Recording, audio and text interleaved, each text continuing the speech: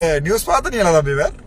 விஜய் 103 ஆசனங்களோட இப்ப நான் டிரைவ் பண்ணி கொண்டிருக்கிறேன். சும்மா சிக்னல்ல நிக்கல ஒரு போன் எடுத்து பார்த்தேன். 103 ஆசனங்களோட விஜய் முன்னிலையில நிக்கிறாராம். அப்படி இதை தன்னடா சொன்னான் உங்களுக்கு. இந்த தற்கொலைகளுக்கு தமிழ் எம்பளாங்கிறீள், சிங்கள எம்பளாங்கிறீள், இங்கிலீஷ் எம்பளாங்கிறீள். உங்களை இதை தரடா சொன்னான். அடே விஜய் வருவார் வருவார் வருவார்னு உங்களுக்கு சொன்னான் தானேடா, கேட்டீங்களாடா? இதே தாண்டா வடக்கு மாகாண சபையில நடக்கும். கொஞ்சம் இருங்கோ. இதான் சொல்றது. இந்த சீமாட்ட தற்கொலையில் யாராவது உயிரோடு இருக்கீங்களாடா? சீமானுக்கு ஒரு சீட், பாதி சீட், காவால் சீட் ஏதாவது வந்திருக்காடா?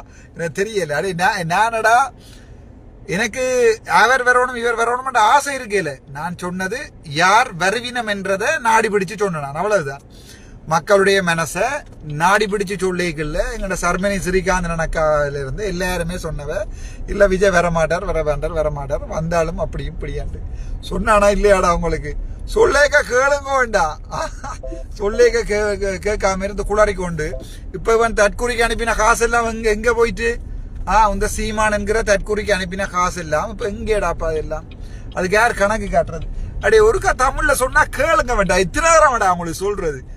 ஒருக்கா சொன்னா கேட்டது.